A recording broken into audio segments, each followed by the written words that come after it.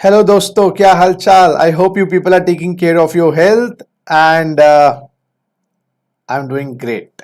तो दोस्तों, आज हम बेसिक कॉन्सेप्ट्स लेक्चर नंबर 2 करने वाले हैं। फ्रेंड्स, लास्ट क्लास के अंदर जो बेसिक कॉन्सेप्ट्स लेक्चर नंबर 1 था, उसके अंदर मैंने बुनियादी बातें बताई थी। टैक्स लगाता कौन है, लगता कैसे है, इनकम टैक्स भरने के लिए क्या क्या चाहिए, और इसी प्रकार से आज मैं आपको बताने वाला हूं थोड़ी और बातें। तो ये जो बेसिक कॉन्सेप्ट्स लेक्चर नंबर 2 है, ये फोकस करने वाला है आपके 4 important piece of income tax के ऊपर। 4 important piece of income tax के ऊपर। ये 4 इंपॉर्टेंट पीस होते हैं इनकम टैक्स में, क्योंकि मैं शुरुआत इनकम टैक्स से करवा रहा हूं, उसके बाद जाके हम दूसरे टॉपिक्स पे आएंगे। तो मैं श्री गणेश इनकम टैक्स से कर रहा हूं बेसिक कॉन्सेप्ट्स नंबर 2 में। 4 important piece of income tax. First P is which person is liable to pay income tax in India। कोई आपसे पूछे भाई इनकम टैक्स हिंदुस्तान में किसको देना होता है, आप क्या बोलेंगे? Who is liable to pay income tax in India? Is an artificial person liable to pay income tax in India? Human being is liable to pay income tax in India? Or some firm is liable to pay tax in India? The answer to this simple question is any person whose total income exceeds exemption limit is liable to pay income tax in India. Any person whose total income exceeds exemption limit is liable to pay income tax in India. बस ये 6 लाइनों में आपको ये पता चल जाएगा कि इनकम टैक्स किसको देना होता है। पहला शब्द आ रहा है person, underline the word person. दूसरा शब्द आ रहा है total income, underline the word total income. Exceeds, exemption limit, ये 4 इंपॉर्टेंट शब्दों को अंडरलाइन करिए। पर्सन को इनकम टैक्स देना होता है जी। इनकम टैक्स जो देना होता है पर्सन को देना होता है। अगर आप पर्सन नहीं है, आपको इनकम टैक्स नहीं देना। अगर आप पर्सन नहीं है, आपको इनकम टैक्स नहीं देना। सर, पर्सन वर्ड का मीनिंग क्या है? Artificial person, natural person? Friends, person is defined under section 2 clause 31 of the income tax act 1961। तो जितने भी अब मैं सेक्शंस बताऊंगा वो हमारे इनकम टैक्स एक्ट, जो हमारी मदर एक्ट है, जो हमारी बेस है, गुरु ग्रंथ साहिब, गीता, कुरान, बाइबल, वो है सेक्शन 2 क्लॉज 31 के अंदर। उसका पर्सन वर्ड डिफाइंड है। पर्सन के शब्द में, पर्सन के शब्द में या पर्सन वर्ड में 7 कैटेगरीज आती है। पर्सन में 7 कैटेगरीज को सरकार इनकम टैक्स देने के लिए कहती है। 7 कैटेगरीज में है जी इंडिविजुअल प्लस 6 अदर कैटेगरीज। 7 श्रेणियों के लोगों को इनकम टैक्स देना है। First category is individual and 6 other category. 6 other categories में आता है Hindu undivided family, firm, company, AOP BOI, association of person, body of individual, local authority, and last but not the least artificial judicial person. Artificial judicial person. Artificial judicial person. आइए जी, हाँ जी, तो ये 6 categories को हम discuss आज के lecture में नहीं करने वाले। पार्ट नंबर 2 में हम बेसिकली कंसंट्रेट करने वाले हैं इंडिविजुअल पर, कि भाई इंडिविजुअल को कब टैक्स देना है। बाकी हिंदू अनडिवाइडेड फैमिली क्या होती है, फर्म क्या होती है, कंपनी क्या होती है, एओपीबीवाई क्या होती है, लोकल अथॉरिटी क्या होती है, आर्टिफिशियल जुडिशियल पर्सन क्या होता है, वो सब बात पे। अभी इंडिविजुअल क्या होता है, इंडिविजुअल क्या होता है आप बताइएगा। सर कैसे बताएं, इसमें वीडियो में से कैसे बताएं, बता सकते हो, मैं दिल से सुन लूंगा। अरे इंडिविजुअल में आता है ह्यूमन बींग्स, ह्यूमन बींग्स आते हैं जी। नेचुरल पर्सन में human beings. Sir human beings में मेल आएंगे फीमेल आएंगी? अरे भाई दोनों आएंगी, मेल फीमेल। अरे सर माइनर आएगा? बिल्कुल आएगा जी। सर पागल आएगा? पागल, यस। लुनेटिक भी आएगा, मेल फीमेल, थर्ड जेंडर, ये भी आएंगे जी। अरे भाई जो ह्यूमन बींग है वो आएंगे, एज इंपॉर्टेंट नहीं है, जेंडर इंपॉर्टेंट नहीं। काला आएगा, गोरा आएगा, सर गंजा आएगा, बाल वाला, मैं बार बार बोल रहा हूं भाई, कोई भी आएगा, सब आएंगे। ह्यूमन होना चाहिए, ह्यूमन होना तुम, एनिमल्स नहीं आएंगे, समझ लो बात। तो मेल, हाँ सर माइनर कैसे टैक्स देगा? अरे उसके पेरेंट्स दे देंगे। लुनेटिक के इनकम कहां से होगी? अरे पहले अच्छा कमाता था, प्यार में पड़ गया दोस्तों, लुनेटिक हो गया। वो तेरे नाम है सलमान खान का एग्जाम्पल भूल गए क्या? तो लुनेटिक भी आएगा। वो कैसे देगा कैसे नहीं देगा वो गवर्नमेंट की चिंता है और उसकी चिंता है। आप चिंता ना करें, देना पड़ेगा। तो इंडिविजुअल को टैक्स देना ही चाहिए, 6,000 को देना है, बाद में बात करें। तो एनी पर्सन का अभी मतलब है एनी इंडिविजुअल जिसकी टोटल इनकम ज्यादा हो जाए। एक्सीड्स का मतलब होता है एक्सीड्स, ज्यादा, किससे? एग्जेम्पशन लिमिट से। एक एग्जेम्पशन लिमिट हमारी है जी break even point, break even point. अगर ब्रेक इवन पॉइंट से आपकी ऊपर टोटल इनकम जाती है तो आपको इनकम टैक्स देना है। कट ऑफ पॉइंट कह लीजिए, एक मिनिमम लिमिट कह लीजिए। क्यों होती है ये, क्या होती है ये, किसको कितनी मिलती है, वो बाद में, पहले टोटल इनकम समझे। तो कोई भी पर्सन, पर्सन का मतलब पर्सन बोले तो इंडिविजुअल, अगर उसकी टोटल इनकम ज्यादा हो जाए एग्जेम्पशन लिमिट से तो उसको इनकम टैक्स हिंदुस्तान में देना है। वो लायबिलिटी जो होती है ना वो कंपलसरी होती है। किसको देना है? सेंट्रल गवर्नमेंट को देना है। तो ये जो लायबिलिटी होगी ये कंपलसरी होगी, है ना। और पे किसको करना है? सेंट्रल गवर्नमेंट को, केंद्र सरकार को, क्योंकि इनकम टैक्स तो हमारा केंद्र सरकार लगाती है। तो liable to pay income tax to the central government, ठीक है ना। अच्छा, अब टोटल इनकम क्या है? आइए जी नेक्स्ट वर्किंग नोट बनाइए। पर्सन में तो हमने अभी इंडिविजुअल की बात करनी है। अब आइए जी टोटल इनकम। टोटल इनकम के लिए क्या करना है? टोटल इनकम के कुछ स्टेप्स हैं। Step 1, determine various sources of income. Sources of income पता लगाइएगा, पैसा कमाने के जरिए क्या है। थोड़ा सा आइडिया दो। आप लोगों ने भी सोच रखा होगा कि जब बड़े होंगे आप पैसा कमाएंगे, जॉब से कमाएंगे, एक तरीका जॉब, दूसरा अपनी प्रैक्टिस कर सकते हैं। सीएस बनने के बाद प्रैक्टिस कर सकते हैं, जिसको हम प्रोफेशन कहते हैं। तो आप जॉब का मतलब ये नहीं कि जॉब प्रोफेशन नहीं है, मतलब प्रोफेशन का मतलब ये है कि आप अपनी प्रैक्टिस कर रहे हैं ना। जैसे डॉक्टर है, क्लिनिक खोल के बैठा, अगर वो नौकरी कर रहे तो जॉब हो गया। अच्छा, बिजनेस कर सकते हैं, व्यापार कर सकते हैं, हल्दीराम्स की तरह। आप रेंट ऑफ बिल्डिंग, बिल्डिंग को किराए इत्यादि पे देकर पैसा कमा सकते हैं, रेंट ऑफ बिल्डिंग।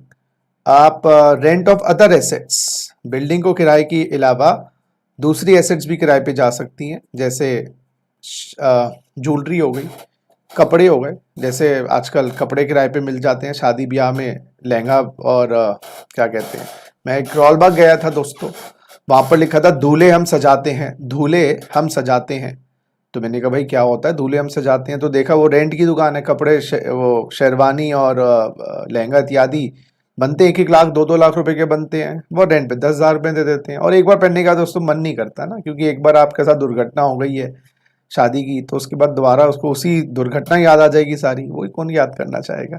तो रेंट ऑफ अदर एसेट्स, उसके साथ आप सेल ऑफ एसेट्स से भी पैसा कमा सकते हैं, शेयर्स, डिबेंचर, बॉन्ड्स बेचकर भी पैसा कमा सकते हैं, सेल ऑफ एसेट्स, है ना, आपने सस्ते में कोई ज़मीन ले ली, ज़मीन को बेच दिया, गोल्ड ले लिया, गोल्ड बेच दिया। हाँ जी, और बताइएगा।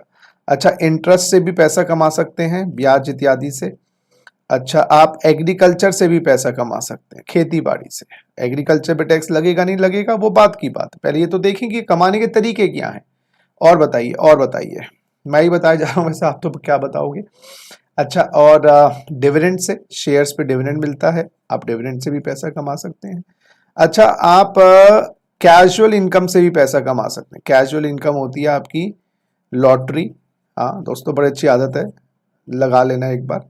Lottery, gambling, betting, horse race, other race. Lottery, gambling, betting, horse race, other race. इसके अंदर आपका गेम शोज, केबीसी इत्यादि, contests, betting, gambling, horse, card games, पत्ते खेलो, 3 पत्ती तो खेलनी आती होगी दोस्तों। ये सारी लक वाली इनकम्स है दोस्तों, जिसमें lottery, gambling, betting, horse race, other race, game shows, card games, ये सब आपकी कैजुअल इनकम्स है, ये आ सकती है। और दोस्तों आपको रॉयल्टी मिल सकती है। रॉयल्टी, रॉयल्टी कब मिलती है? जब आप आईपीआर होता है आपके पास, intellectual property right, know how patent, copyright, licence, बदले में रॉयल्टी मिल सकती है आपको। तो आपने कुछ इन्वेंट किया है, अपनी इन्वेंशन किसी कंपनी को दे दो, उसे प्रोडक्ट बना लेंगे। तो जब आपके पास कोई इंटेलेक्चुअल प्रॉपर्टी राइट होती है, बदले में आपको रॉयल्टी मिलती है। दोस्तों, गिफ्ट, यस, गवर्नमेंट कहती है भाई गिफ्ट से भी पैसा तो आ ही रहा है ना आपको कोई आपको फ्रेंड हर साल 1 लाख रुपए गिफ्ट करता है, कमाई तो है ही। अब ऐसे फ्रेंड मिलते नहीं है दोस्तों, लेकिन स्टिल। तो जरा देखें एक बार। अच्छा, शाहरुख खान, सुनिधि चौहान, एमएफ हुसैन, कोई सिंगर है, कोई डांसर है, इनको क्या बोलोगे? ये भी तो कमा रहे हैं। स्पोर्ट्समैन विराट कोहली, ये प्रोफेशन, इसको टेक्निकली हम कहते हैं वोकेशन। Vocation, VOCATION। इसमें वो सिंगर्स, डांसर्स, एक्टर्स। अब मैं इस सेक्टर कर देता हूँ, उसके अलावा बहुत सारी इनकम और भी हो सकती है। तो मोटा मोटा मैंने आपको 13 टाइप्स की इनकम बताई हैं, देखिएगा जरा। Job, practice, business, rent of building, interest, sale of assets, rent of assets, rent of building, agriculture income, interest, dividend, casual income, royalty, IPR, intellectual property rights को किराए पे देती है, गिफ्ट, वोकेशन, वोकेशन में सिंगर डांस। ये step 1 था। आइए जी, step 2 कहता है ये जितने भी सोर्सेज ऑफ इनकम आए ना आपके, स्टेप 2 कहता है भैया जितने भी आपके ये सोर्सेज ऑफ इनकम आए हैं ना, इनको आप 5 हेड्स में डिवाइड करिएगा। हाँ जी, देखिए जरा। तो आपका स्टेप 2 कहता है divide all the sources of income into 5 heads. 5 heads के अंदर हमें इनको डिवाइड करना है। और ये सेक्शन 14 भी है इनकम टैक्स एक्ट का। क्यों डिवाइड करना है? पहले डिवाइड करना तो सीखे। क्यों ABCD सीख रहे हैं? पहले सीखो तो सही ABCD, फिर उसका रीजन बताऊंगा। पहला हेड है जी income under the head salary. दूसरा है जी income under the head house property. तीसरा हेड है जी income under the head business और प्रोफेशन। चौथा है जी income under the head capital gains. Capital gains, income under the head capital gains. और जो भैया 5वां है वो आपका है income under the head other sources. Other sources लिखिएगा जरा, income under the head other sources. ये 5 आपके हेड्स हैं, कैटेगरीज हैं, कॉलम्स हैं, डिब्बे हैं, अकाउंट हैं, जिसमें आपको ये ये मान लीजिए 5 ऐसे डब्बे हैं, जितना भी आपने कमाया 12-13 सोर्सेज मैंने बताए, किसी ने 4 से कमाए, उसमें आपने 15-20 लाख रुपए कमाए, वो 15-20 लाख रुपए आपको 5 डब्बों में दिखाने हैं। सीधी सी बात, ये 5 डब्बे मान लो, तो आपने जितना भी कमाया साल में, अब मैं बता रहा हूं उनको, बस 10 लाख कमाए 20 लाख कमाए, जो आया है उनको 5 डब्बों में डालना है, तो 5 लॉकर कह लो। हाँ जी, सैलरी जो है ना, इसमें आप बताएंगे कौन सी इनकम आएगी उस 13 में से। मेरे हिसाब से तो जॉब वाली इनकम सैलरी में आएगी, जॉब वाली कमाई, जहां पर एम्प्लॉयर एम्प्लॉय रिलेशनशिप होता है, एम्प्लॉयर एम्प्लॉय रिलेशनशिप, जब आप किसी के अंडर काम करते हैं, किसी के दबाव में काम करते हैं, उसकी मर्जी से काम करते हैं, अपनी मर्जी से नहीं, जो वो कह रहा है, मतलब अपनी मर्जी। तो ऑब्वियसली हाउस प्रॉपर्टी में आता है दोस्तों रेंट ऑफ बिल्डिंग, बिल्डिंग का किराया जी, वो आएगा हाउस प्रॉपर्टी, सेल की नहीं। बिजनेस प्रोफेशन में 3 इनकम आएंगी बच्चों, बिजनेस प्रोफेशन और वोकेशन। हाँ जी, देखो तीनों इनकम आएंगी, बिजनेस प्रोफेशन और वोकेशन, तीनों में फर्क किया है। देखो जी, बिजनेस का एग्जांपल हो गया जी, अगर हम एग्जांपल लें बिजनेस का, Haldiram's is a restaurant chain of north India, और इसका एग्जांपल हो गया what do you call bank, insurance कंपनियां। अच्छा, हल्दीराम क्या करता है, सेल ऑफ फूड करता है, सेल ऑफ फूड, और बैंक क्या करता है, और इंश्योरेंस क्या करता है, सेल ऑफ सर्विसेज। तो ये मत सोचना बिजनेस में गुड्स ही होते हैं, बिजनेस में सर्विस भी होती है। तो business of banking ICICI bank, और ये मैक्स लाइफ आपकी बिजनेस ऑफ इंश्योरेंस हो गया। तो बिजनेस में गुड्स भी होता है और सर्विसेज भी होते हैं। सर फिर प्रोफेशन क्या हुआ, एक डॉक्टर जिसकी अपनी प्रैक्टिस है, उसको हम प्रोफेशन में डालेंगे। क्यों सर, डॉक्टर नौकरी करता है तो फिर एम्प्लॉयर एम्प्लॉय रिलेशनशिप में वो जॉब में चला जाएगा, वो जॉब वाली इनकम हो जाएगी, सैलरी में चला जाएगा। लेकिन डॉक्टर का अपना क्लिनिक है, यानी कि अपना क्लिनिक है, तो हम उसको प्रोफेशन में दिखाएंगे। तो फिर इसमें भी सर्विस हुई, ये भी तो सर्विस है। तो सर कैसे पता चलेगा कि सर्विस बिजनेस वाली है, सर्विस प्रोफेशन वाली? भाई ये वाली जो सर्विस है ना, इसके लिए आपको बॉडी ऑफ नॉलेज लेनी पड़ेगी, कोई नॉलेज इकट्ठी करनी पड़ेगी, जो कोर्स करके आएगा, कोर्स करके आएगा, कोर्स करके आएगा। हाँ, इंश्योरेंस है, उसके लिए कोई कोर्स नहीं करना, इंश्योरेंस करने के लिए लाइसेंस लेना पड़ता है। बैंकिंग के लिए कोई आपको, मैं बैंक खोलना चाहता हूं, तो उसके लिए कोई डिग्री नहीं चाहिए आपको। तो ये मतलब कोर्स करना है, डिग्री चाहिए, समझो मेरी बात, ये वाली बातें होती है। इसका एग्जांपल डॉक्टर की जगह सीए भी हो सकता है, सीएस भी हो सकता है, एलएलबी भी हो सकता है, इंटीरियर डेकोरेटर, आर्किटेक्ट, इंजीनियर, ये सब हो गया। तो जहां पर कोई गतिविधि, अच्छा यहां पर गुड्स नहीं होते प्रोफेशन में, यहां पर कोचिंग, सर कोचिंग का आएगा, हाँ बिजनेस में आएगा दोस्तों, वहां पर सर्विसेज दे रहे हैं, लेकिन सर उसके लिए तो नॉलेज की आवश्यकता होती है, बॉडी ऑफ नॉलेज, तो प्रोफेशन में भी डाल सकते हैं। सर ये तो बड़ा कंफ्यूजिंग हो गया। देखो सर, बड़ी एक महीन रेखा है, मैं बार बार बोल रहा हूं, बड़ी एक महीन रेखा है, यस, बड़ी एक महीन रेखा है कि कब बिजनेस में आएगा, कब प्रोफेशन में आएगा। बोल बेसिकली एक एक्टिविटी जो चलाई जाए कोर्स करने के बाद। देखो मैं एग्जांपल बोलूं, टीचर होने के लिए कोई प्रोफेशनल होने की जरूरत नहीं है, समझो मेरी बात। गुरु बनने के लिए आप, हाँ अरे भाई कोई टैक्स पढ़ा रहा है, हो सकता है सीए ना हो सकता है वो सीएस ना हो, खाली 12th पास है, उसने टैक्स की नॉलेज ले ली। तो डिपेंड्स ना कि आप क्या वो activity based on some knowledge. अच्छा नॉलेज के बिना हो ही नहीं सकता, वो तो फिर प्रोफेशन है, कोर्स के बिना हो ही नहीं सकता। डॉक्टर बन ही नहीं सकते बिना एमबीबीएस की डिग्री के, लॉयर बन ही नहीं सकते बिना एलएलबी की डिग्री के, तो वो तो प्रोफेशन है ही। लेकिन बिजनेस में आपको डिग्री मिल जाए वो अच्छी बात है, डिग्री ना हो तो कहीं ना कहीं कोचिंग को हम बिजनेस में ही दिखाएंगे। लेकिन हाँ, एक कोई पर्सनल टीचर है, हम उसको प्रोफेशन में डाल सकते हैं, बात समझनी। तो एक महीन रेखा होती है कि कब चीज बिजनेस में है, कब चीज प्रोफेशन में है। बिजनेस में यस आपका गुड्स भी आएगा, सर्विस भी आएगा, लेकिन कोई ज्ञान नहीं बोलूं मैं, बॉडी ऑफ नॉलेज कोर्स करके करने की आवश्यकता नहीं है। सर फिर वोकेशन क्या है? तीन चीजें बोली ना आएंगी। वोकेशन है सिंगर, डांसर, इसमें भी सर्विस है। सिंगर, डांसर, इसमें भी सर्विस है, लेकिन ये जो सर्विस है ये आपके टैलेंट पे बेस्ड है, आपकी स्किल्स के ऊपर बेस्ड है। इसके लिए आपके पास टैलेंट या स्किल्स होनी चाहिए। समझो, तीनों में एक ही। अच्छा, ये बात याद रखना, एक सर्विस बिजनेस की भी हो सकती है, सर्विस प्रोफेशन की भी हो सकती है, सर्विस वोकेशन की भी।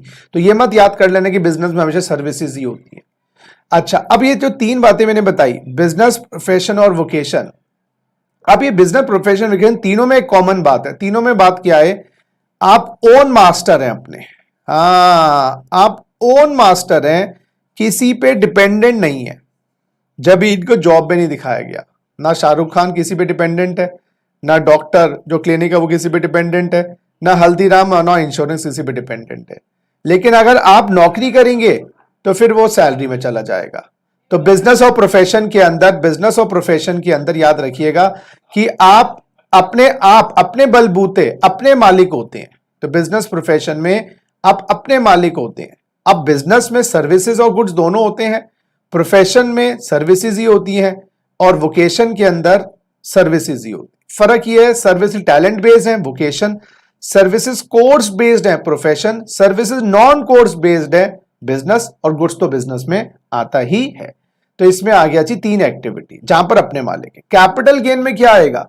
कैपिटल गेन में आएगा सेल ऑफ एसेट्स। हाँ जी सर, सेल ऑफ गुड्स तो बिजनेस में भी दिखाया। अब यही तो फर्क है, कल्याण ज्वेलर्स, पीसी ज्वेलर्स वो बिजनेस में आएगा, सेल ऑफ, वहां पर कल्याण, मान लो ये पीसी ज्वेलर्स है, ये बिजनेस है, वहां पर सेल ऑफ फूड नहीं होगा, वहां पर होगा सेल ऑफ ज्वेलरी।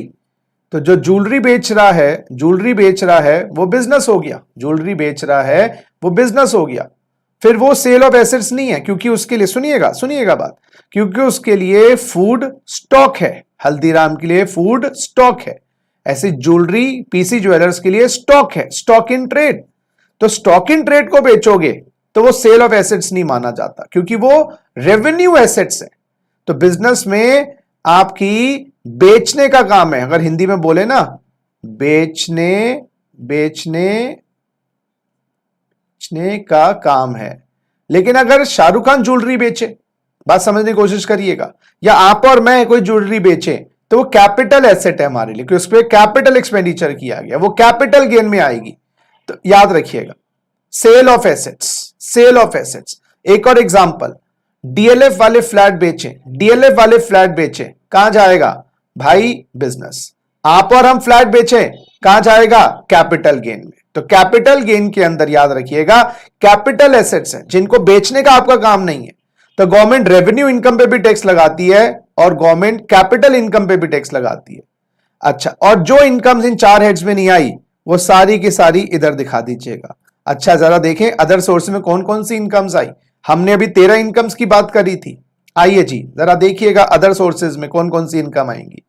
हाँ जी, प्रैक्टिस वाली चली गई बिजनेस में, बिजनेस वाली बिजनेस में, रेंट वाली एचपी में, इंटरेस्ट आएगा जी अदर सोर्सेज में, इंटरेस्ट आएगा जी अदर सोर्सेज में, इंटरेस्ट आएगा जी अदर सोर्सेज।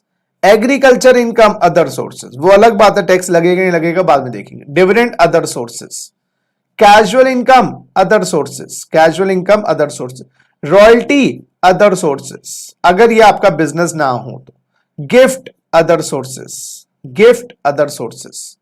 और जरा देख लें, हाँ जी, तो ये सारी इनकम्स आपके अदर सोर्सेज में आएंगी। तो रिपीट करें, 5 हेड्स, सैलरी वाला,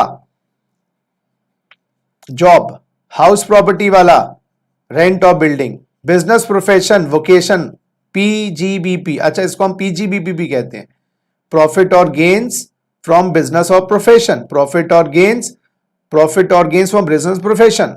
कैपिटल गेन्स, कैपिटल गेन में कौन सी? कैपिटल इनकम, जिसको बेचने का काम नहीं है, और अदर सोर्सेस। अब मेरा दूसरा क्वेश्चन आप लोगों से, हम ये 5 हेड्स में दिखाते क्यों है इनकम? क्या डिब्बों में क्यों डाला जा रहा है?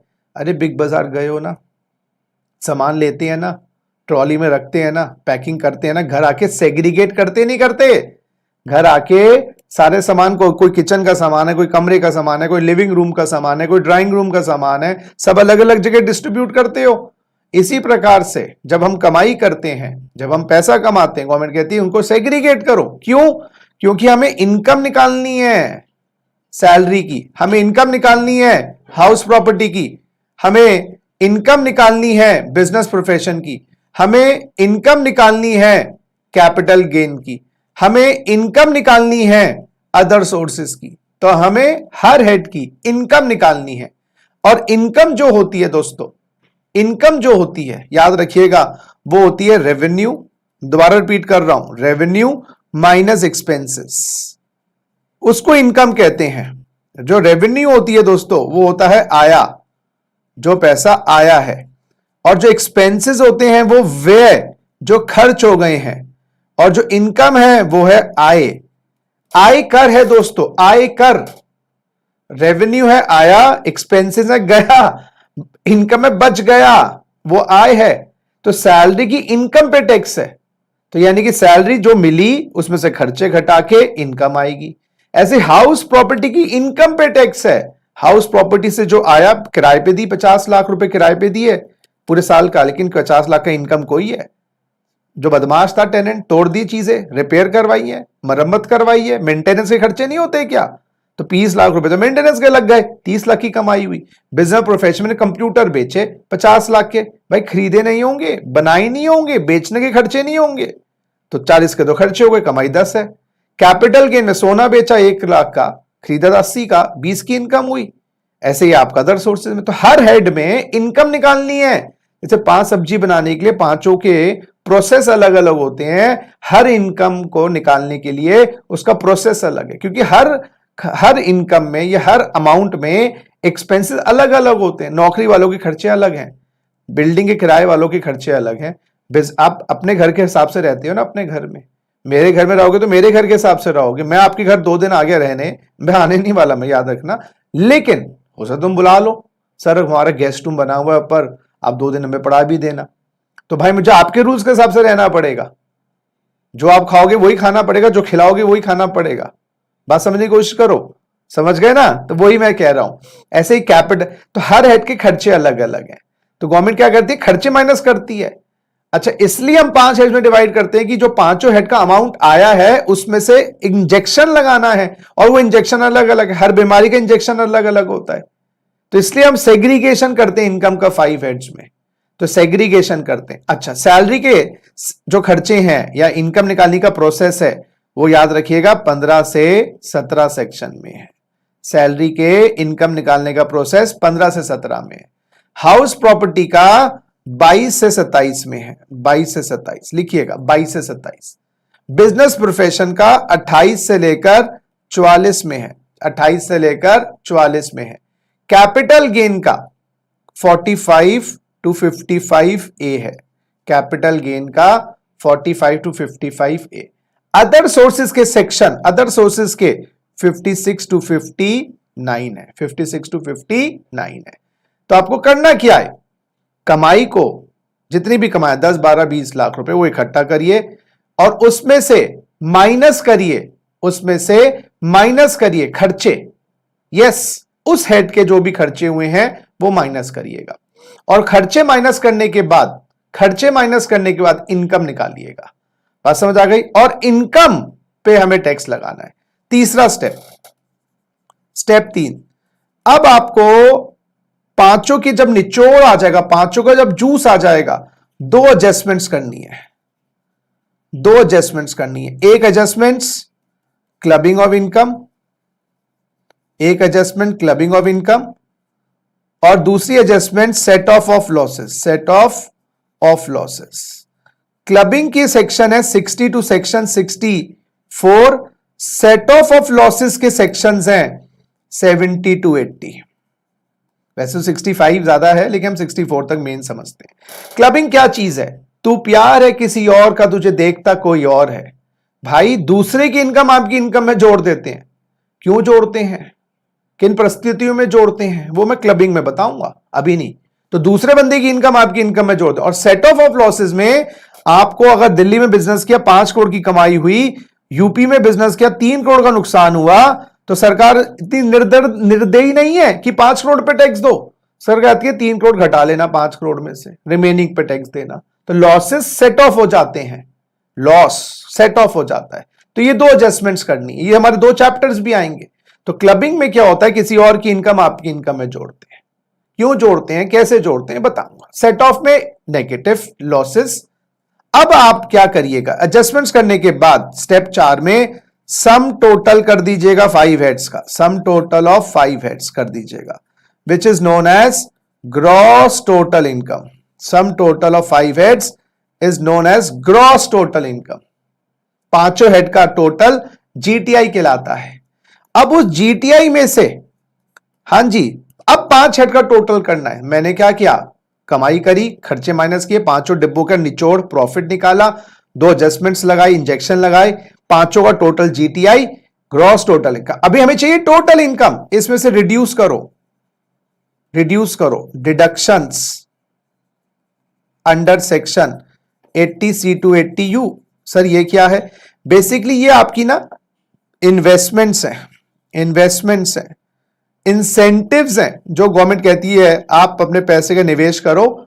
और जैसे अगर आपकी जीटीआई आई 10 लाख रुपए और आपके 80C to 80U है 3 लाख रुपए, सर क्या कहते 3 लाख घटा दो, हम 7 लाख पे टैक्स लेंगे। बेसिकली डिडक्शंस क्या है मैं आपको बता दूं, जो डिडक्शंस होते हैं ना, ये आपके इंसेंटिव्स होते हैं। सब लोग पैसा कमा कमा के घर में रख लेंगे तो बाहर लिक्विडिटी नहीं आएगी, तो सरकार आपको लालच देती है कि आप कमा कर पैसा बैंक की एफडी में लगाओ, कमा कर पैसा एलआईसी में लगाओ, बैंक हेल्थ इंश्योरेंस में लगाओ, बस हजारों तरीके से पैसा निवेश करो, उस डोनेशंस दो। क्यों, उससे पैसा सर्कुलेट करेगा। जैसे आपको क्लास में आने का मन नहीं करता, मैंने कहा हर क्लास में आओगे 500 रुपए दूंगा। अरे बेटा, आप क्लास में 500 रुपए के चक्कर में आओगे, क्या 50 क्लास होंगी, 500 रुपए, 25,000 रुपए, और क्या चाहिए, इतनी तो फीस भी नहीं दी।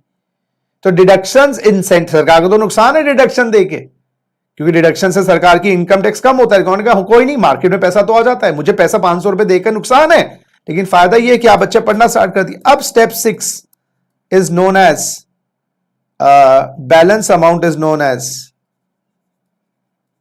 Total income. Balance amount is known as total income. इस पे टैक्स लगाना है, टोटल इनकम पे टैक्स लगाना है दोस्तों, टोटल इनकम। और ये टोटल इनकम कैसे आई, GTI minus deduction. Total income round off करनी है अंडर सेक्शन 288A।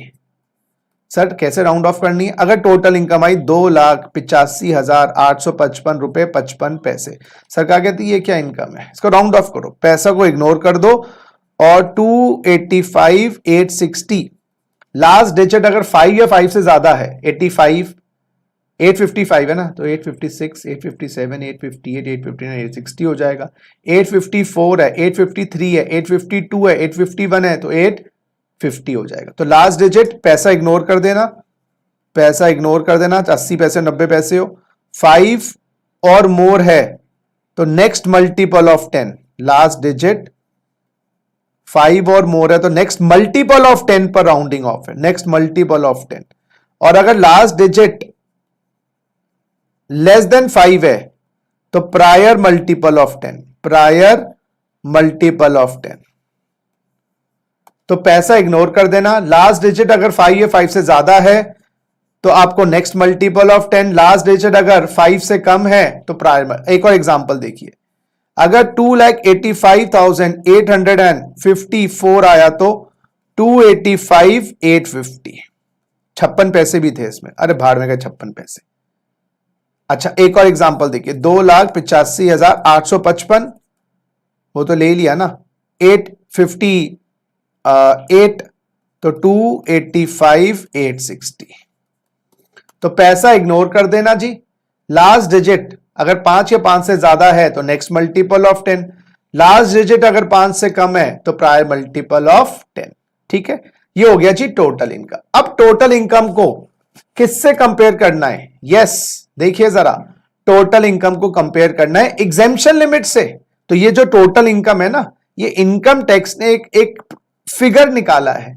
अगर वो फिगर तुम्हारा एग्जेम्पशन लिमिट से, अगर वो फिगर तुम्हारा एग्जेम्पशन लिमिट से आइए जरा देखें, अगर वो फिगर तुम्हारा एग्जेम्पशन लिमिट से ऊपर चला जाए तो आपको टैक्स देना है।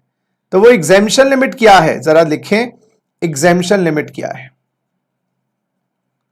वो एग्जेम्पशन लिमिट अगर हम बात करें, इंडिविजुअल की बात करें, तीन है जी, तीन है जी।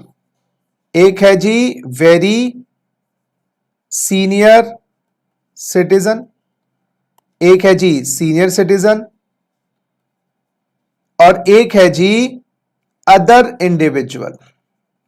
दोस्तों इंडिविजुअल को तीन हिस्सों में, वेरी सीनियर सिटीजन का मतलब है, वेरी सीनियर सिटीजन का मतलब है मिनिमम 80 इयर्स या 80 इयर्स से ज्यादा, और हिंदुस्तान में रहने वाला। अभी रेजिडेंट वर्ड मतलब हिंदुस्तान में रहने वाला। इसमें लता दीदी का एग्जाम्पल आ गया, 80 साल की और रेजिडेंट भी, इंडिया में रहती भी। सीनियर सिटीजन का मिनिमम 60 साल, 80 साल से कम, प्लस रेजिडेंट इंडिया में रहने वाला। इसमें हमारे angry young man Amit ji का एग्जाम्पल आ गया, अमित जी। और अदर इंडिविजुअल में कौन आया, जो 1 और 2 में कवर्ड नहीं है, अदर देन 1, अदर देन 2। इसमें हमारा एग्जाम्पल आ गया जी SRK का, शाहरुख खान का, किरण। गवर्नमेंट 80 साल या 80 साल से ऊपर वालों को एग्जेम्पशन लिमिट देती है 5 लाख रुपए की। 5 लाख तक की टोटल इनकम में कोई टैक्स नहीं है, 5 लाख से ऊपर है तो टैक्स देना है। हमारी अमित जी को या 60 साल से ऊपर 3 लाख की, 3 लाख रुपए की लिमिट देती है जी। जिन लोगों की टोटल इनकम 3 लाख रुपए तक है उन पे टैक्स नहीं है, अगर वो मिनिमम 60 साल या उससे ऊपर है, 80 से कम। और शाहरुख खान या आप या मैं, हमें मिलेगी जी 2.5 लाख रुपए की। तो आप मुझे बताएंगे कैटरीना कैफ को कौन सी लिमिट मिलेगी, 2.5 की, मोदी जी को 3 की, मनमोहन सिंह जी को 5 की। रेजिडेंट क्या होता है ये आगे जाके चैप्टर में हम पढ़ेंगे, एक रेजिडेंशियल स्टेटस चैप्टर है उसमें जाके आएगा, लेकिन अभी आप कंसिडर करिए मिनिमम 80, मिनिमम 60। क्लियर है बात। चलिए तो अब मैं आपसे क्वेश्चन पूछता हूं, mister x total income 6 lakh और नॉन रेजिडेंट है, बताइए लिमिट क्या दोगे। सर 2.5 लाख। क्यों सर 2.5 लाख क्यों, अरे बेटा अच्छा उम्र तो बता ही नहीं, उम्र 85 इयर्स, चाहे इंडिविजुअल 85 है। अच्छा ये टोटल इनकम 6 लाख है ना, ये छोड़ो, ये टोटल इनकम वर्ड हटा ही देते हैं, कंफ्यूज कर रहा है ना। यहां पर उम्र लिखते हैं, तो मिस्टर एक्स है 85 इयर्स की उम्र है और नॉन रेजिडेंट है, 2.5 लाख की लिमिट, क्योंकि नॉन रेजिडेंट है थर्ड कैटेगरी में आ गया, तो थर्ड कैटेगरी में आएंगे 60 साल से कम वाले और सारे नॉन रेजिडेंट्स, क्योंकि फर्स्ट 2 में दोनों जगह रेजिडेंट वर्ड है, तो भाई जो नॉन रेजिडेंट जो इंडिया में नहीं रहता वो तो यहां ही आएगा। अच्छा दूसरा example, mister x 85 years resident, sir 5 lakh रुपए, बहुत बढ़िया। Mister x 65 years plus resident, sir 3 lakh रुपए, बहुत बढ़िया मुन्ना, बहुत बढ़िया। सर मिस्टर एक्स, अरे क्वेश्चन तो बोलने दो भाई, 65 years non resident, sir 2.5 lakh, non resident 2.5 में ही आएगा। सर अरे भाई सुनो, मिस्टर एक्स 25 साल प्लस नॉन रेजिडेंट, अरे बेटा 2.5 लाख की लिमिट ही लगेगी। मिस्टर एक्स 25 साल रेजिडेंट, 2.5 लाख की लिमिट ही लगेगी। तो जो 60 से कम है या नॉन रेजिडेंट है, अब नोटिस करना सब पे लिमिट 2.5 की है। बात समझ आ गई। चलिए ये हो गया आपका फर्स्ट पी क्या था जरा देखेंगे। फर्स्ट पी था any person whose total income exceeds exemption limit is liable to pay. Person में 7 कैटेगरी, अभी इंडिविजुअल, टोटल इनकम स्टेप्स बताए, हेड्स 5 हेड्स का निचोड़ इंजेक्शन लगाने के बाद 80C to 80U, ज्यादा हो जाए तो अगर अमित जी की इनकम 3 है नो टैक्स, 3 से ज्यादा होना चाहिए, 10 रुपए ज्यादा हो, हाँ 10 रुपए ज्यादा, अगर 3 लाख अमित जी की इनकम है 300004, क्योंकि राउंड ऑफ होके टोटल इनकम बन जाएगी 3 लाख, टैक्स नहीं लगेगा। लेकिन 300005 है तो 300010, एग्जेम्पशन लिमिट से ऊपर चले गए टैक्स देना पड़ेगा। लेकिन टैक्स आगे जाके हम बहुत पेचीदगियां हैं, अभी सिंपल काम कर रहे हैं, आगे डिस्काउंट्स भी है टैक्स से, वो भी करेंगे, अभी नहीं। तो भाई एग्जेम्पशन लिमिट से ऊपर है, लायबल है जी। आइए जी, अब आते हैं हम अपने सेकंड पी की तरफ, और सेकंड पी है हमारा what is the period of calculation of total income. ये जो टोटल इनकम निकाली जा रही है, salary, house property, business, profession, ये क्वार्टरली है, मंथली है या ईयरली है? सरकार कहती है जी ये हमारी ईयरली है, ये हमारी इनकम ईयरली है, 12 महीने की इनकम निकाली जाएगी, और ईयरली का मतलब होता है 12 मंथ्स। अब ये जो 12 मंथ्स की इनकम है, यस, ये जो टोटल इनकम निकाली जाएगी बच्चों, ये 12 महीने की है, 12 महीने की टोटल इनकम पे टैक्स है। ये जो 12 महीने हैं ये काउंट करने हैं 1 जनवरी से 31 दिसंबर या 1 अप्रैल से 31 मार्च, जिसको बोलते हैं कैलेंडर ईयर, और इसको बोलते हैं भाई साहब फाइनेंशियल ईयर। सरकार कहती है भाई इनकम टैक्स में कैलेंडर ईयर फॉलो नहीं किया जाता, चाहे इंटरनेशनली कैलेंडर ईयर होता है, हिंदुस्तान में फाइनेंशियल ईयर फॉलो करते हैं। तो हमें जो इनकम निकालनी है 1 अप्रैल से 31 मार्च की निकालनी, जिसको हम बोलते हैं फाइनेंशियल ईयर। और इनकम टैक्स में फाइनेंशियल ईयर की बजाय वर्ड है प्रीवियस ईयर। बस पर्यायवाची शब्द मान लीजिएगा, सिनोनिम मान लीजिएगा, सिनोनिम मतलब पर्यायवाची शब्द। तो हमें इनकम निकालनी है 1 अप्रैल से 31 मार्च। आप 4 महीने कमाओ, 5 महीने कमाओ, हमें 12 महीने की इनकम चाहिए। उसमें आपने 10 महीने कमाया, 3 कमाया, वो बता देना, हम लेंगे 1 मार्च से 31 मार्च। अच्छा जी, 2 फाइनेंशियल ईयर आपके सामने आ रहे हैं, 1/4/19 से 31 मार्च 20, और एक हो रहा है 1/4/20 से 31 मार्च 2021। ये फाइनेंशियल ईयर 19-20 कहलाया जाता है, ये फाइनेंशियल ईयर 20-21 कहलाया जाता है। अब सुनिए, अगर आपके एग्जाम्स जून दिसंबर छोड़ो, अगर आपके प्रोफेशनल एग्जाम्स, हां जी प्रोफेशनल एग्जाम्स, सीए के, सीएस के, सीएमए के प्रोफेशनल एग्जाम्स 2020 में होने हैं, तो आपके लिए है फाइनेंशियल ईयर 19-20, चाहे सीए का हो, सीएस का हो, सीएमए के हो। हाँ, वो पोस्टपोन हो जाए दिसंबर वाले जनवरी में या जून वाले जुलाई में, वो है तो 2020 के एग्जाम, समझिएगा। सीएस के जैसे जून दिसंबर में होते हैं, वो डिले हो गए, या सीए के मई और नवंबर में होते हैं, डिले हो गए, तो है तो वो जून। ये वाला जो फाइनेंशियल ईयर होगा जिनके प्रोफेशनल एग्जाम्स, ये नहीं कि सीएस प्रोफेशनल, भाई सीए, सीएस, सीएमए, जो ये प्रोफेशनल एग्जाम्स हैं, ये नहीं सीएस प्रोफेशनल, दोबारा बोल रहा हूं मैं। आपके अगर एग्जाम्स एग्जीक्यूटिव के हो, सीएस प्रोफेशनल के हो, सीए इंटर के हो, सीए फाइनल के हो, सीएमए इंटर के हो, सीएमए फाइनल के हो, प्रोफेशनल एग्जाम्स 2020 में, तो आपके लिए फाइनेंशियल ईयर है 19-20। और अगर आपके प्रोफेशनल एग्जाम्स 2021 में होंगे, 2021 के होने हैं, वो पोस्टपोनमेंट वाले नहीं, तो आपके लिए होगा फाइनेंशियल ईयर 2021। ये याद रखिए, फाइनेंशियल ईयर 2021। अच्छा, याद करिएगा, बजट आ जाता है फाइनेंशियल ईयर शुरू होने से पहले, तो आपके लिए होगा फाइनेंस एक्ट 2019। समझिएगा, जिनके एग्जाम 2020 में है, मैं दोबारा रिपीट कर रहा हूं, डिले हो जाए, मई के जून में हो जाए, जून के अगस्त में हो जाए, सितंबर में हो जाए, नवंबर में एग्जाम है, दिसंबर में हो जाए, दिसंबर का जनवरी में शिफ्ट हो जाए, है तो 2020 का एग्जाम ना, तो फाइनेंस एक्ट 19, और इनके लिए होगा जी फाइनेंस एक्ट 2020। फाइनेंस एक्ट 2020, जिनके एग्जाम्स 2020 में होने हैं, मई 2020, मई 2020 जून, 2020 क्यों बोल रहा हूं मैं, 2021 बोलना चाहिए मुझे।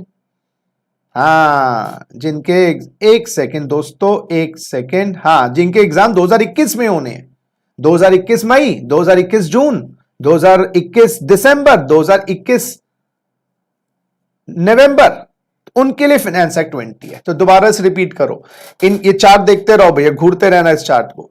तो जो एग्जाम्स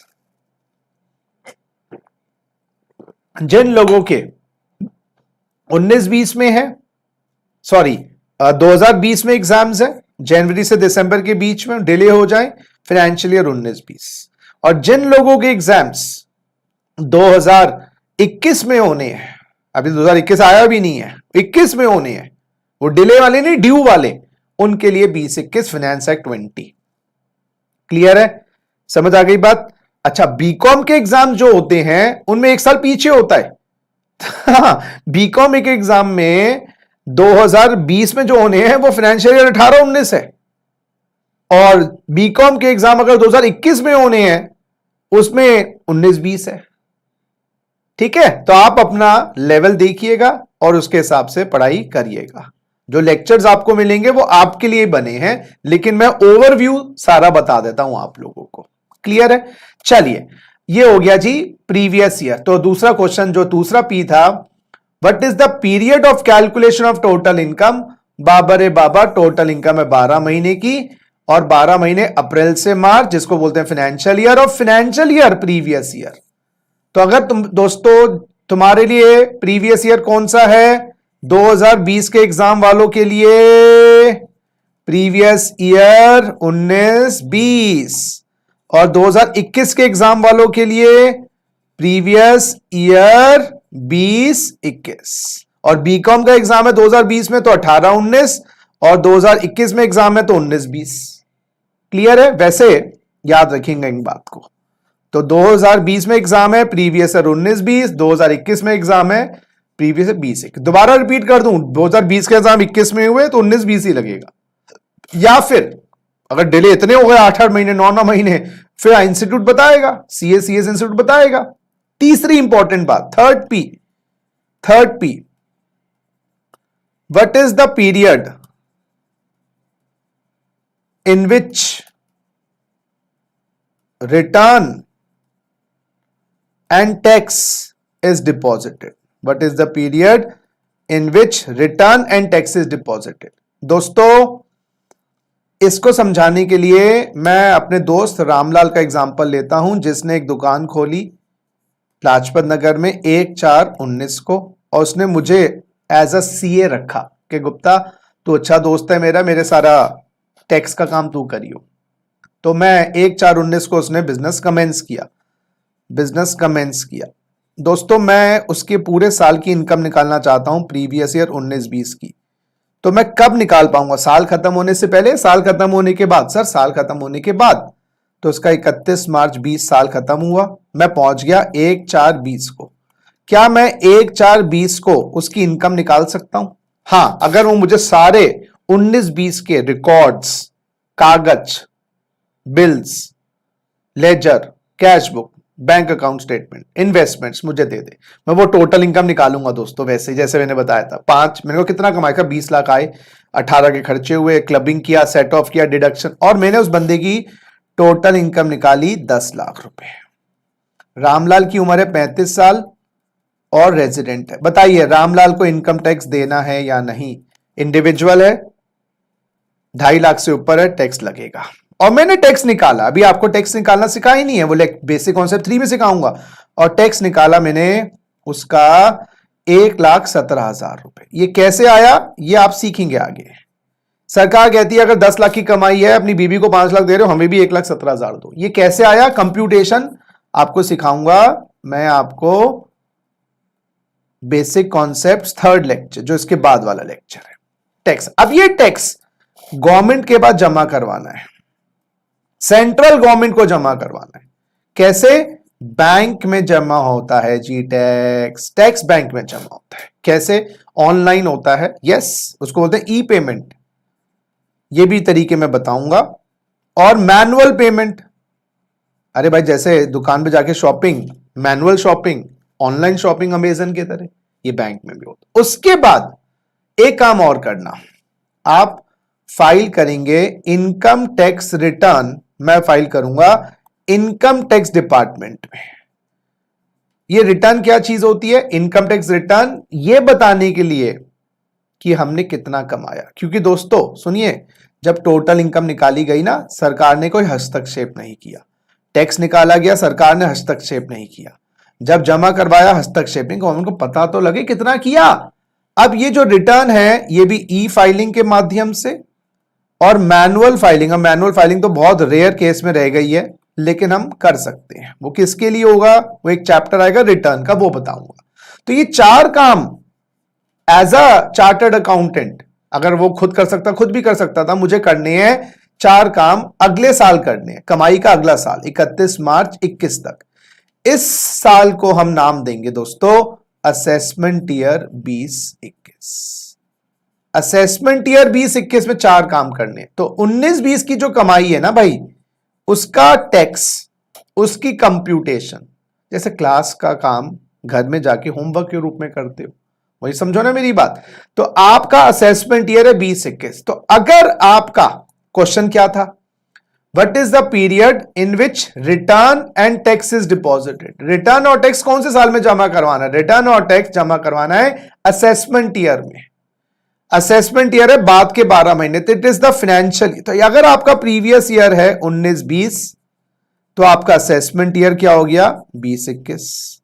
अगर आपका प्रीवियस ईयर है 20-21, तो आपका असेसमेंट ईयर हो गया 21-22। अच्छा, ये वाले साल दोनों किसके लिए इंपॉर्टेंट है, 2020 एग्जाम्स, ये किसके लिए 2021 एग्जाम्स। बात समझ आ रही है, क्योंकि अच्छा यहां पर बजट कौन सा लगेगा, फाइनेंस एक्ट 2019, यहां लगेगा फाइनेंस एक्ट 2020।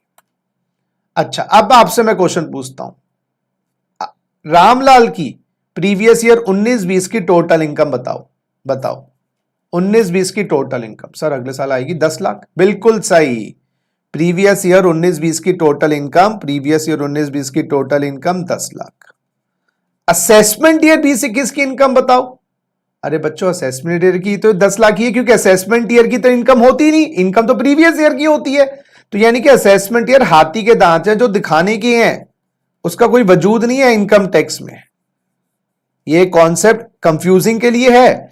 कमाई प्रीवियस ईयर की है, एज प्रीवियस ईयर की है, रहता है मर गया वो 19-20 का है, लेकिन उसका सारा जो होमवर्क है वो असेसमेंट ईयर में होता है। तो क्वेश्चन ये है असेसमेंट ईयर 20-21 का टैक्स निकालो, तो भाई सारा 19-20 में काम होगा, 20-21 तो खाली उसका होमवर्क का काम है, क्लास तो 19-20 में लगी थी। अच्छा, क्वेश्चन बोलता है प्रीवियस ईयर 20-21 की इनकम निकालो, वो ऑब्वियसली असेसमेंट ईयर 21-22 में टैक्सेबल होगी, वो उसके अगले साल टैक्सेबल होगी। बात तो लेकिन चीज वही, कान को यूं ना पकड़ के यूं पकड़ लो। तो किस साल टैक्स देना है, प्रीवियस ईयर में, असेसमेंट ईयर में, असेसमेंट ईयर में। किस साल रिटर्न भरनी है, असेसमेंट ईयर में। किस साल कंप्यूटेशन करना है, असेसमेंट ईयर में। लेकिन होता सब कुछ प्रीवियस ईयर का है। तो 19-20 की कमाई का टैक्स 20-21 में है और 20-21 की कमाई का टैक्स 21-22 में है। यह बात याद रखिएगा। चलिए अब रिवाइज करिएगा। आज हमने 3 इंपॉर्टेंट पीस किए, जो हमारा 4th पी है वो हम करेंगे अपने बेसिक कॉन्सेप्ट्स के 3rd लेक्चर में। पहला पी क्या था दोस्तों, which person is liable to pay tax. हमने पढ़ा individual plus 6 categories. Total income के लिए सोर्सेज निकाले, 5 है इसमें डिवाइड किया, सेट ऑफ क्लबिंग किया, जीटीआई निकाला, डिडक्शन माइनस करे, टोटल इनकम आ गई। टोटल इनकम के बाद हमने चेक किया क्या 2.5 लाख, 3 लाख, 5 लाख से ऊपर है तो भैया इसको टैक्स देना पड़ेगा, नहीं तो एंजॉय करो, सिट डाउन एंड रिलैक्स। फिर ये टोटल इनकम हमने 2nd पी में देखा, क्वार्टरली है, मंथली, ईयरली है। अप्रैल से मार्च, जनवरी से दिसंबर, अप्रैल से मार्च, जिसको नाम दिया गया प्रीवियस ईयर। फिर मैंने बताया 2020 में एग्जाम है तो 19-20 प्रीवियस ईयर फाइनेंशियल ईयर देखना, 2021 में एग्जाम है तो 20-21 फाइनेंशियल ईयर देखना। ठीक है। अच्छा, फिर मैंने बताया कि भाई अगर कमाई हो गई है तो टैक्स कब देना, अगले साल देना है। तो अगले साल 4 काम करना, इनकम कंप्यूट टैक्स, पे टैक्स, फाइल रिटर्न। टैक्सेस और रिटर्न ई फाइलिंग, ई पेमेंट से भी चले जा सकते हैं, वो चीजें हम करेंगे बाद में। ठीक है ना। तो हमारा असेसमेंट ईयर कौन सा है जी, अगर जून नवंबर दिसंबर 2020 में एग्जाम है, वो डिले भी हो जाए 1-2 महीने ऊपर, तो असेसमेंट ईयर 20-21, प्रीवियस ईयर 19-20। और अगर 2021 में एग्जाम है, जून दिसंबर नवंबर दिसंबर जैसा भी है, जून मई, तो हमारे लिए assessment year 21-22, previous year 20-21। I hope आपको ये लेक्चर समझ आया हो। क्वेरीज के लिए आपको पता ही है, डायरेक्टली मुझसे आप कांटेक्ट कर सकते हैं। मैंने अपना व्हाट्सएप क्वेरी नंबर भी स्पेसिफिकली दिया हुआ है 9354117801। नहीं दिया है तो आप लिख लीजिएगा, ये मेरा व्हाट्सएप क्वेरी नंबर है। तो क्लासेस को लेकर कोई चिंता है, कोई शंका है, कुछ शंका है, या एवं ही बात करने का मन कर रहा है, तो 9354117801 मेरा व्हाट्सएप क्वेरी नंबर है। इस पे आप अपनी क्वेरीज डाल दीजिएगा and I will try to respond as fast as I can. तो दोस्तों, इसी बात पे आप लोगों से विदा लेता हूं। मस्त रहो, स्वस्थ रहो, टेक केयर, बाय बाय।